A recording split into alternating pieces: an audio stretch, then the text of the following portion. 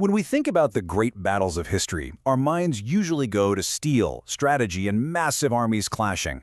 But today, we're going to look at a pivotal conflict between empires that was decided by, well, something a lot furrier. Think about it. We always focus on tactics, on formations, on technology.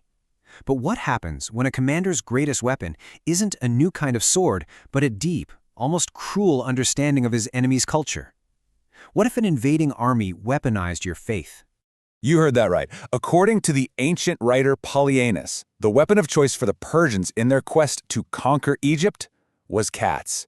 And this wasn't some happy accident. Oh no, this was a calculated, absolutely brilliant psychological masterstroke. Okay, so to really get our heads around how this incredibly strange tactic even came to be, we need to understand the stakes. This wasn't just some random skirmish. This battle was for the key to an entire empire. So, on one side, you've got the Persian Empire, led by King Cambyses II. They're on a roll, expanding like crazy, and they are hungry for more. And their target? Well, it's the big one, the ancient, wealthy, legendary kingdom of Egypt. But the thing is, the Egyptians were famous for being incredible defenders of their homeland. And the front door to all of Egypt was a city called Pelusium. This place was a fortress, the first and toughest line of defense. Taking it by force would have been a long, bloody, and very uncertain siege. The Persians needed a better way in. They needed an edge. And that edge they were looking for?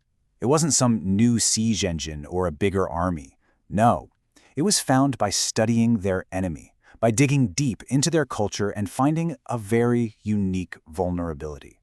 And at the absolute heart of this weakness was the goddess Bastet. You see, to the Egyptians, cats weren't just pets. Not even close. They were seen as the living, breathing embodiment of this powerful, beloved goddess. They were sacred protectors of the home.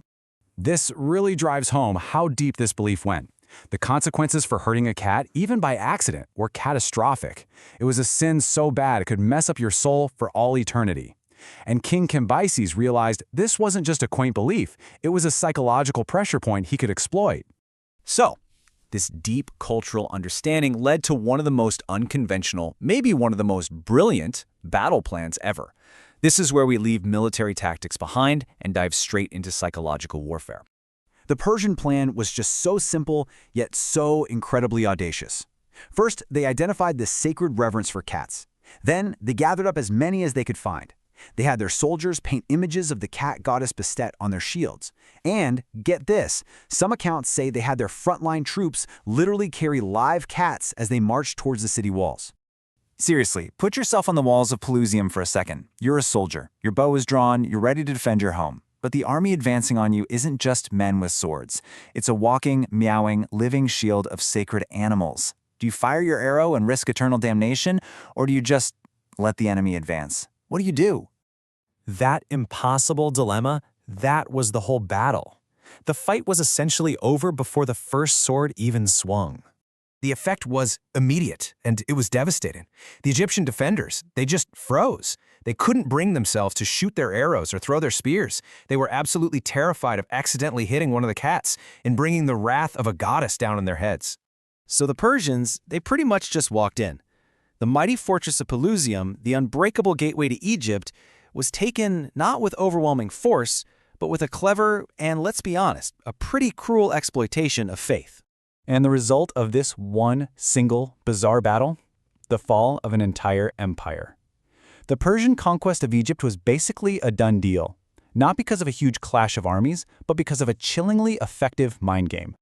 You know, events like the Battle of Pelusium are just such a powerful reminder that wars aren't just fought on the battlefield. They're also fought in the hearts and minds of the people fighting them. And you got to appreciate the wordplay here. But it's true. This battle is an absolute masterclass in psychological warfare.